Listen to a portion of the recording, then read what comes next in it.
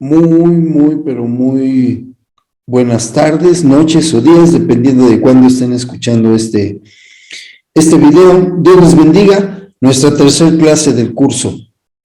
Qué bueno que han estado con nosotros ya durante 2 trimestres y han sido fieles en seguir con nosotros. Dios les bendiga. Vamos a iniciar. Cierren sus ojos y vamos a hacer una oración. Amado Dios, este tema es tuyo. En realidad tú lo preparaste. En realidad tú quieres hablarnos a nosotros, a todos nosotros, incluyéndome.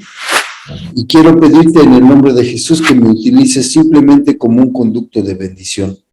Ayúdame a ser solamente eso, un conducto por medio del cual tu preciosa revelación llegue a nuestros corazones y que nuestros corazones sean una tierra fértil ya preparada para que cuando caiga esta preciosa semilla dé fruto al 100%. Quita cualquier obstáculo, cualquier interrupción que pueda haber y en el nombre de Jesús transforma nuestras vidas con este mensaje. Te lo pido, Señor, en el nombre de Jesús. Amén. Bien, hermanos, hoy nuestro tema, como ustedes pueden ver, es la oración de petición y vamos a comenzar con ella. Miren, ¿está bien o está mal pedir en oración? Vamos a ver. ¿Ustedes qué dicen? No los puedo escuchar, pero intenten responder con sinceridad. ¿Está bien o está mal pedir en oración? Santiago capítulo 4, versículo 3. Pedís y no recibís. ¿La razón? Porque pedís mal. ¿Por qué pido mal? Porque dice aquí, para gastar en vuestros deleites. Miren, el problema es que no buscamos conocer la voluntad de Dios, sino que Dios cumpla nuestros antojos. Eso es lo que buscamos en la oración. Muchas veces yo solamente tengo una lista de necesidades que quiero expresarle a Dios y creo que en eso se resume mi vida de oración. Y eso no es cierto. Yo no puedo estar pidiendo solamente para que Dios cumpla mis antojos. Quítame esto, ponme esto, haz aquello, cambia lo otro. No se vale, no se puede así.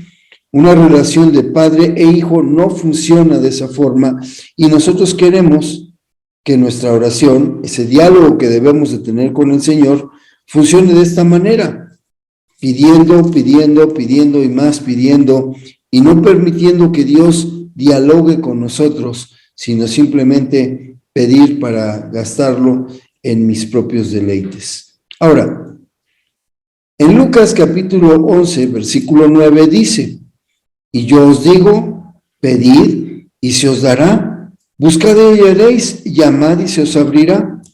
Palabras de Jesucristo que parecen contradecir al versículo anterior, pero no se contradicen. No está mal que pidamos. Miren, aquí Jesús nos está diciendo, háganlo, pueden pedir. Entonces, ¿qué pasa, pastor? Bueno, el problema está en que mi oración es un pliego petitorio y no un diálogo. Yo pierdo de vista muy fácilmente, o perdemos de vista muy fácilmente, que Dios diseñó la oración no para que sea un pliego petitorio. De hecho, Él conoce mis necesidades antes de que lleguen a mis labios.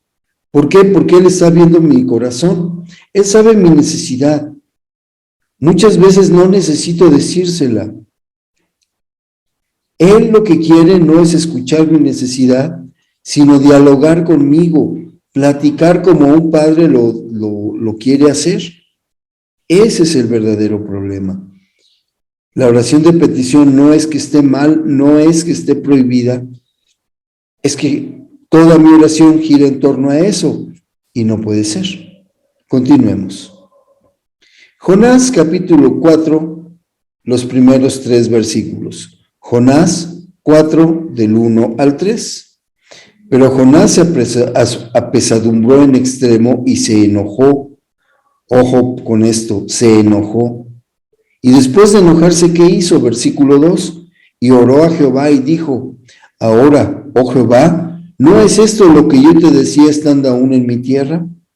Por eso me apresuré a huir a Tarsis, porque sabía yo que tú eres Dios, clemente y piadoso, tardo en enojarte y grande en misericordia, y que te arrepientes del mal. Versículo 3. Ahora pues, oh Jehová, te ruego que me quites la vida, porque mejor me es la muerte que la vida. Aquí encontramos una oración de petición. Pero fíjense cómo inicia. Aquí dice que inicia con el enojo del profeta Jonás. Jonás estaba enojado. Y el versículo 2 relata un intento de dialogar. Y oró a Jehová y dijo, oh Jehová, ¿no es esto lo que yo te decía? Él empezó a dialogar con Dios. Pero en el versículo 3 miramos el problema que todos tenemos. Ahora pues, oh Jehová, te ruego que me quites la vida. ¿Tú de veras crees que el profeta quería que Dios lo matara? ¿Tú le dirías esto a Dios? ¿Por qué se lo dijo? Porque pidió con enojo. Y muchas veces, miren, muchas veces nosotros estamos enojados o tenemos algún otro sentimiento y nos dirigimos a Dios en base a ese sentimiento y en base a ese sentimiento pedimos. Y cuando pedimos solamente basados en sentimientos, pues como los sentimientos nos traicionan muchas veces, nuestra oración no es correcta. Aquí Jonás pidió con enojo. Aquí él se empezó a quejar. El diálogo que él estableció con Dios era para quejarse. Oró a Jehová y dijo, versículo 2, ahora, Jehová, ¿no es esto lo que yo te decía estando aún en mi tierra? Oye, Señor, yo te lo estoy diciendo, te lo advertí, Señor. Por eso me apresuré a huir a Tarsis, porque yo sabía que tú eres Dios clemente y piadoso. Estaba enojado, ¿saben por qué? Porque Dios había desistido de su deseo, o de su intención más bien, de destruir a Nínive, porque se arrepintió. Nínive se arrepintió. Y entonces, como no los destruyó, Jonás hizo un berrinche y le reclama a Dios, se queja con Dios, le exige a Dios, quítame la vida, te ruego. Pero ese ruego es más te exijo que un te ruego. Quítame la vida. Esta es una oración de petición incorrecta. Incorrecta. Y hay una sola cosa que se manifiesta: orgullo, prepotencia. Jonás pensaba que él era el centro del universo y que todo giraba en torno a lo que él sentía. ¿Cuántas veces nuestra oración ha sido eso? Un testimonio de cuán orgullosos estamos o somos. Continuamos. Daniel capítulo 9, versículo 18. Vean una diferente oración. Inclina, oh Dios mío, tu oído y oye. Abre tus ojos y mira nuestras desolaciones, a la ciudad sobre la cual es invocado tu nombre, porque no elevamos nuestros ruegos ante ti, ojo con lo que viene, confiados en nuestras justicias, sino en tus muchas misericordias. ¿Cómo ves esta oración? ¿Cuál es la diferencia con la oración anterior? Bueno, en ella uno está viendo la humildad con que Daniel se está dirigiendo a Dios. No estoy rogando basado en mis muchas justicias, sino en tus muchas misericordias. Aquí hay un ruego distinto. Y ve esto. Este es un ejemplo hermosísimo. Diciendo, Lucas 2:42, diciendo, Padre, si quieres pasa de mí esta copa, pero no se haga mi voluntad, sino la tuya. Vean este otro tipo de oración de petición, la de Jesús ahora en Getsemaní, a punto de ser entregado para ser crucificado. ¿Qué miramos en esta oración? Miramos humanidad, un corazón derramándose delante de Dios. Eso es humanidad. Miramos dependencia. No se haga mi voluntad, Señor. No se haga mi voluntad. Yo no quiero pasar por esto, pero no importa lo que yo quiera. Y miramos fe. ¿Por qué digo que miramos fe? Porque Dios sabe, Jesús en este momento, siendo hombre, sabía exactamente que lo que Dios decidiera era lo mejor que le podía pasar. Y a esto se le conoce como fe. Daniel 9:6, ¿cómo plantear una petición? Oh Señor, conforme a tus actos de justicia, apártese ahora tu ira y el furor de sobre tu ciudad, Jerusalén, tu santo monte, porque a causa de nuestros pecados y por la maldad de nuestros padres, Jerusalén y tu pueblo son el oprobio de todos los de alrededor nuestro. Ve esta, cómo plantear una petición. Aquí hay petición. ¿Cuál? Apártese ahora tu ira y tu furor de sobre tu ciudad, Jerusalén. En otras palabras, perdónanos. Yo tengo que ser concreto y yo tengo que ser específico.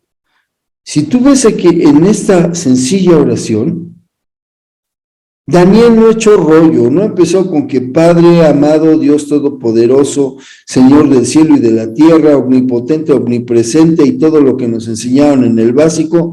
No, él no echó rollo, no le puso paja a su oración, fue concreto. Vean, apártese ahora tu ira, eso es lo que Daniel pedía, y tu furor de sobre tu ciudad, Jerusalén. Porque él estaba viendo la destrucción de la ciudad. Y entonces le dice al Señor, Señor, perdónanos, ya no te enojes con nosotros. Concreto y específico. Así es como se debe de plantear una petición. Continuemos. Motivos para plantear una petición.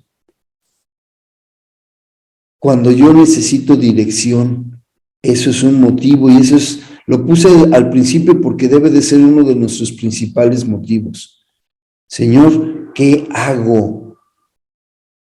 No es Señor, haz esto, es Señor, ¿qué hago yo? Deseo conocer tu voluntad para que esa voluntad tuya le dé dirección a mi vida. Otro motivo para poder expresar una petición delante de Dios, cuando se requiere de sanidad propia o de un tercero. Señor, sana a mi padre, sana a mi hermano, sáname a mí. La oración de sanidad es también una petición. Y con la oración de sanidad yo necesito pedir dirección antes de. Porque muchas veces Dios la prioridad de Dios no es sanar al enfermo de su enfermedad física. Quizás sea la salvación del que está enfermo o quizás sea la sanidad espiritual que se requiere. Entonces, antes de hacer una petición de sanidad, haz una oración pidiendo dirección para que tú sepas exactamente cómo y qué pedir. Cuando se necesita protección, también puedo elevar una petición delante de Dios. Guárdanos, Señor, vamos a ir, no sé, a evangelizar a tal pueblo. Queremos pedirte que tú nos guardes, que nos protejas, que evites cualquier accidente en la carretera. Específicas, concretas y con un motivo. No solamente, Señor, cambia el clima porque a mí no me gusta la lluvia. No es así. Otro motivo más. Cuando hay alguna carencia, y también cuando hay alguna carencia, yo necesito pedir antes dirección. Porque muchas veces, de repente nos quedamos sin qué comer. Señor, dame de comer. Espérame. A ver, a lo mejor lo que Dios está diciéndote es, quiero que ayunes. Y entonces mi oración cambia. Señor, ayúdame en mi ayuno, pero no dame de comer. Cuando hay alguna carencia, yo necesito pedir dirección, saber por qué estoy pasando por una dificultad así. Otro motivo, cuando se requiere consuelo. Se murió un familiar querido, no sé, tengo un problema que está afectando a mi familia, estoy triste por algo, necesito ser consolado. Y en la oración, cuando se pide consuelo, yo necesito abrir mi corazón. No nada más ayúdame a no sentirme mal, Señor, quita la tristeza de mi vida, sino derramar, abrir por completo mi corazón y decirle, Señor, este es mi corazón. Estos son los sentimientos que en él están flotando allí en este momento. Y yo te ruego en tu inmensa misericordia que me consueles, que me digas qué hacer para recibir ese consuelo tuyo. No solamente es ordenarle a Dios lo que yo quiero que haga.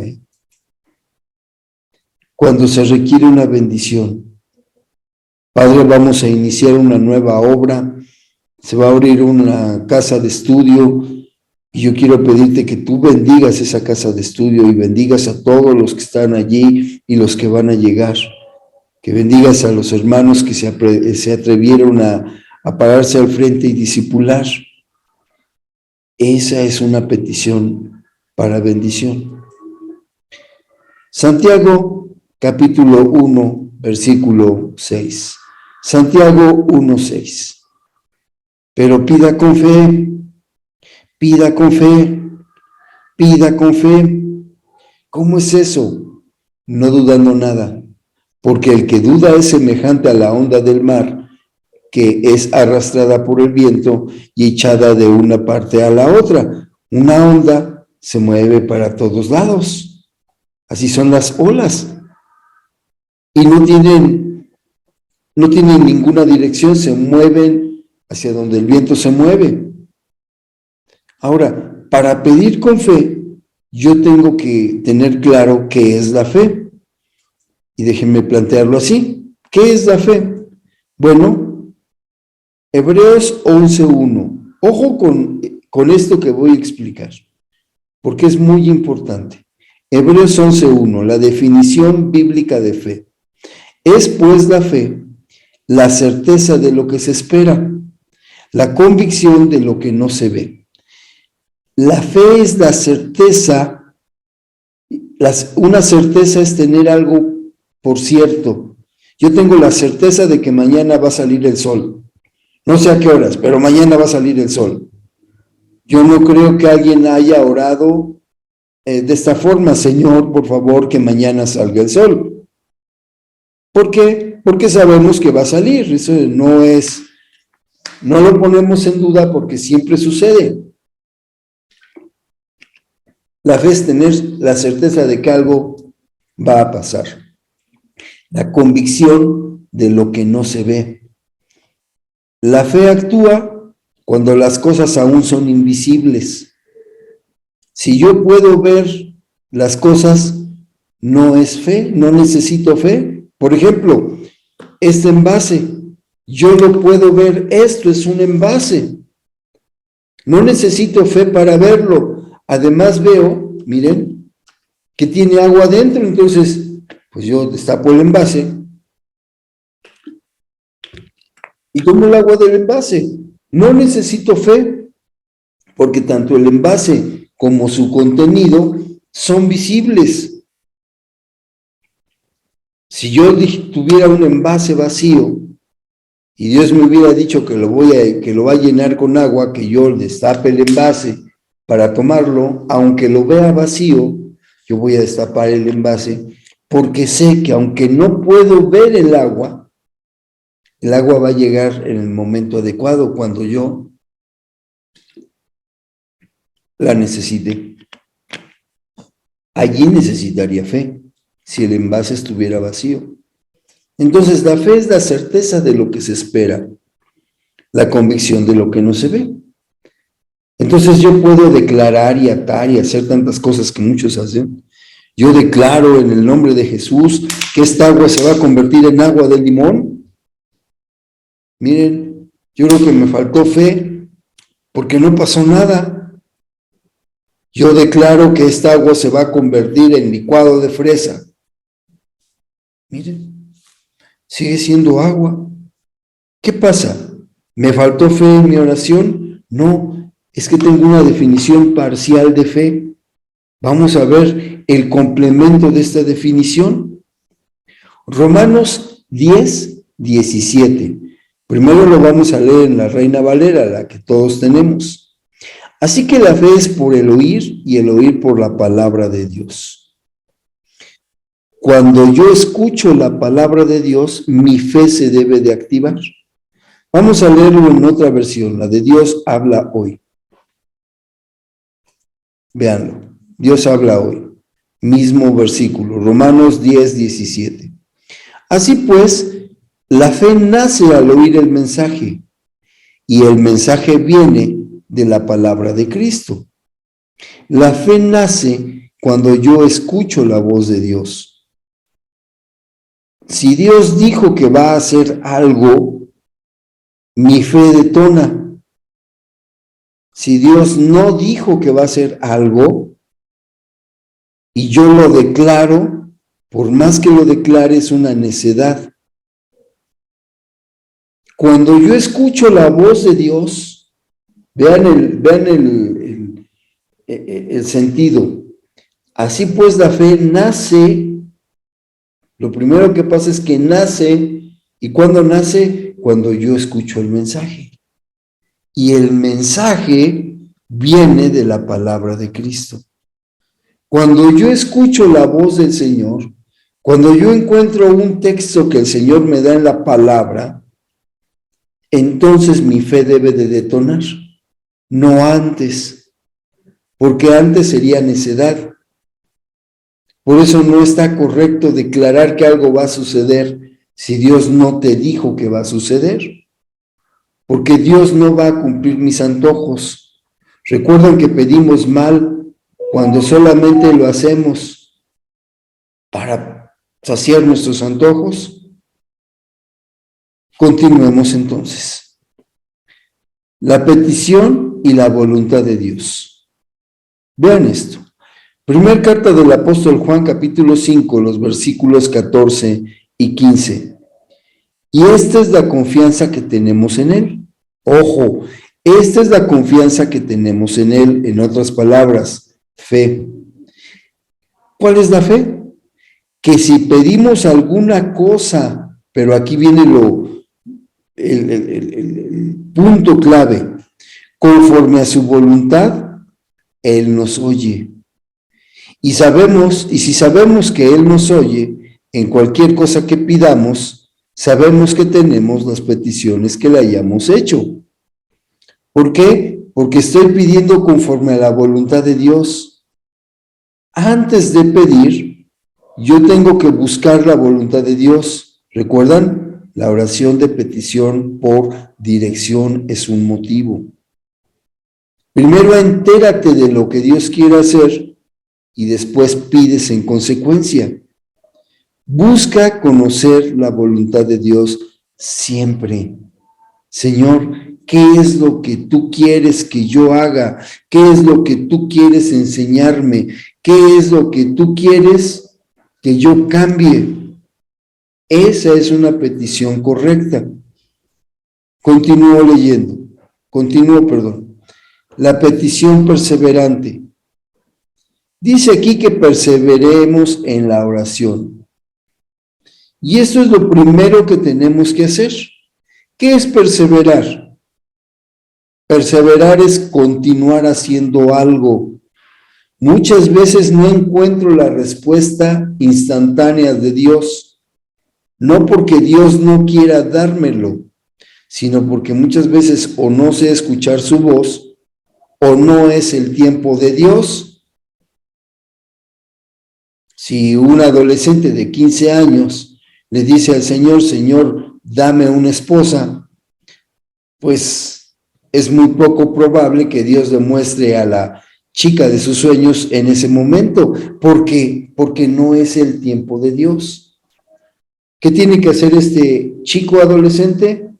Seguir orando por esa ayuda idónea hasta que cumpla la edad suficiente y sea el tiempo de Dios para que Dios le muestre quién es su ayuda idónea. Por eso yo debo de perseverar en la oración. Y una cosa es ser perseverante en la oración y otra cosa es ser necio en la oración. Señor, dame un carro último modelo. Si la respuesta de Dios fue no, pues es no. Así yo siga pide y pide y pide un carro así. Dios ya me dijo que no. Entonces, si yo continúo pidiendo esto, no es perseverar en la oración, sino necear en la oración. ¿Y cómo le hago para perseverar en la oración? Bueno, miren lo correcto. Lo correcto es que cuando yo conozco la voluntad de Dios, debo de perseverar en ella. Ahora, lo incorrecto es que yo desconozco la voluntad de Dios y neceo pidiendo. Señor, dame un carro último modelo. Y mañana pido lo mismo, y pasado mañana pido lo mismo, y dentro de un año pido lo mismo, y dentro de 10 años pido lo mismo. Si desde un principio el Señor dijo que no, la respuesta siempre va a ser no. Así que no es perseverar, es necear pidiendo. Yo conozco la voluntad de Dios, entonces puedo perseverar. La desconozco, entonces solamente estoy neceando. ¿Me explico? Continuemos. Colosenses 4:2. Debo de perseverar en la oración. ¿Cómo? Velando en ella. Velando en ella. Vean. Presta atención al mover de Dios. Velar quiere decir estar atento a. Así que yo debo de prestar atención a lo que Dios quiere hacer. Muchas veces Dios quiere llevarme a algún lado o ponerme en alguna situación específica porque quiere enseñarme algo.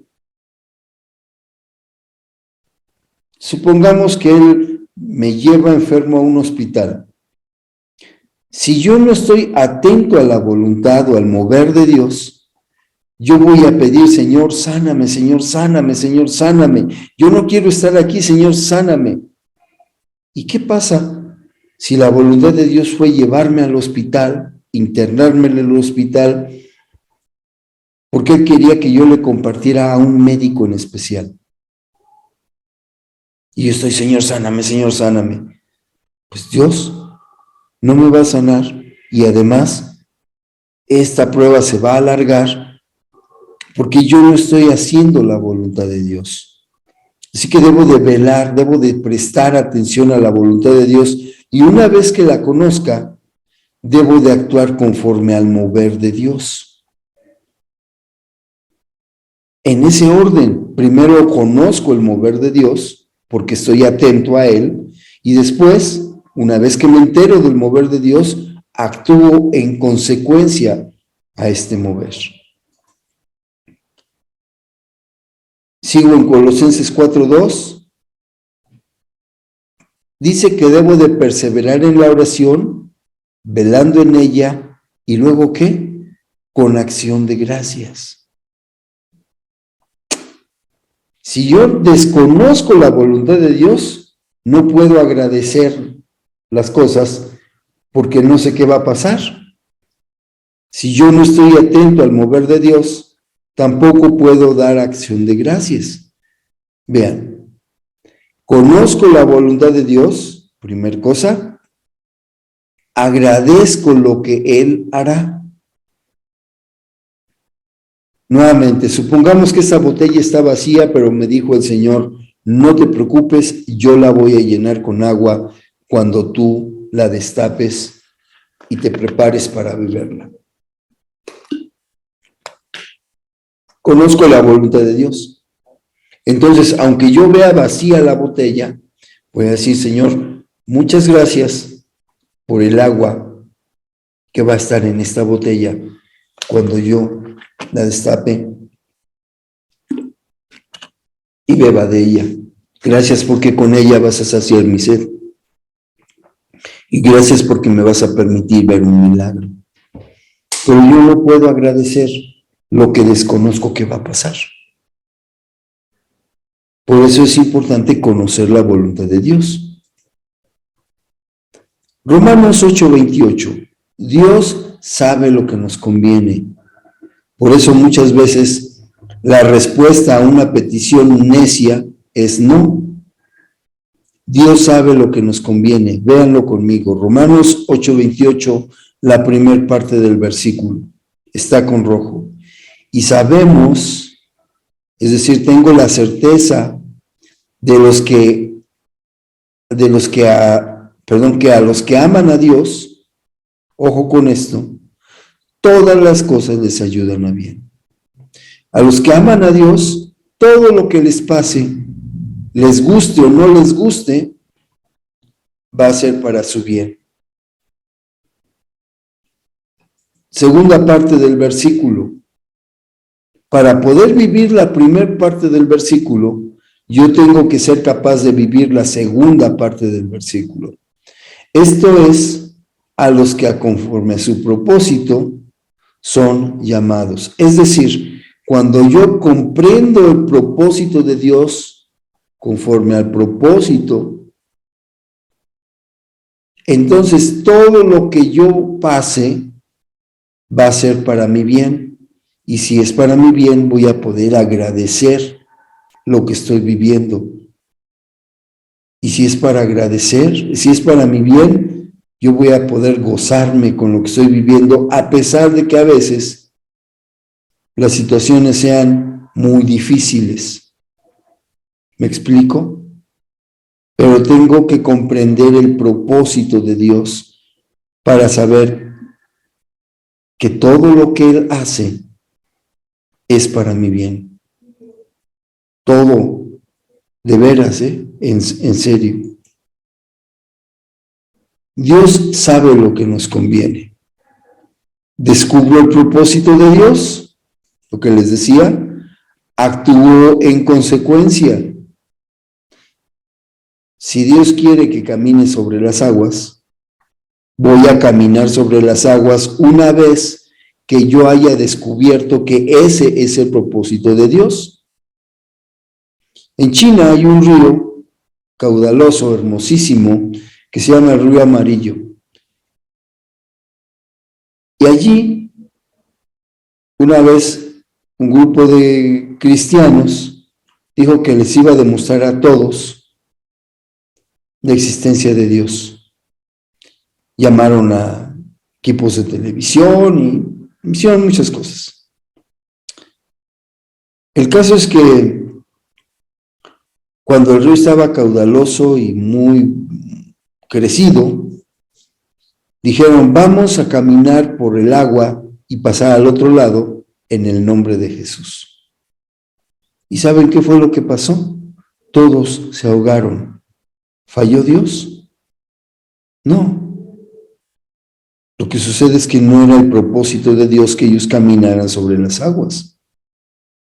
Ellos quisieron hacer que Dios se moviera en el sentido que ellos decían, y así no funcionan las cosas. Dios no cambia su voluntad porque yo desee o porque yo diga en el nombre de Jesús. Dios sigue teniendo la misma voluntad. Yo soy el que me debo de ajustar a esa voluntad. Yo soy el que tengo que actuar en consecuencia una vez que descubra cuál es el propósito. Cuando después de que yo actúo en consecuencia a la voluntad de Dios, acepto y agradezco su voluntad. Sí, Señor, yo acepto esta voluntad tuya. quizá no me vaya a gustar lo que tengo que hacer, es muy difícil, pero yo lo acepto y lo agradezco. ¿Por qué? Porque qué mayor gratitud debe de haber en alguien que sin ser digno es tomado en cuenta por Dios. Y cuando yo hago estas tres cosas primeras, lo que va a suceder es que voy a crecer espiritualmente. Si me falta alguna de las tres, mi crecimiento espiritual va a ser o nulo o muy pequeño. Pero si yo hago estas tres cosas, descubro el propósito de Dios, actúo en consecuencia y acepto y agradezco su voluntad, entonces yo voy a crecer espiritualmente. ¿Quieres crecer espiritualmente? Haz esas tres cosas. Y como estamos aprendiendo idiomas, bueno, pues hoy vamos a aprender hebreo. Meshima o Meshima quiere decir tarea en hebreo. Bueno, pues vamos a dejar una Meshima para cada uno de ustedes. Me la van a entregar antes de nuestra reunión de Zoom. La quiero o la necesito muy concreta, sin rollos, máximo 4 renglones de escritura. 4 renglones, no 4 páginas, 4 renglones antes de nuestra próxima reunión de Zoom. Es decir, antes del próximo domingo. Cuando digo antes, quiere decir el sábado, máximo. ¿En qué va a consistir la tarea? Identifiquen una necesidad, la que ustedes quieran. Puede ser una necesidad por el país, puede ser una necesidad personal, puede ser una necesidad de la iglesia, puede ser una necesidad familiar, la necesidad que ustedes quieran, identifíquenla. Oren por ella. Pero fíjense cómo oran, oren por ella, ¿de acuerdo? Después, en ese orden, primero oran por ella y después piden dirección para orar. No me equivoqué, es en ese orden, porque esto es un pequeño taller en donde van a descubrir ustedes algo. Identifico una necesidad, oro por ella como yo oraría normalmente.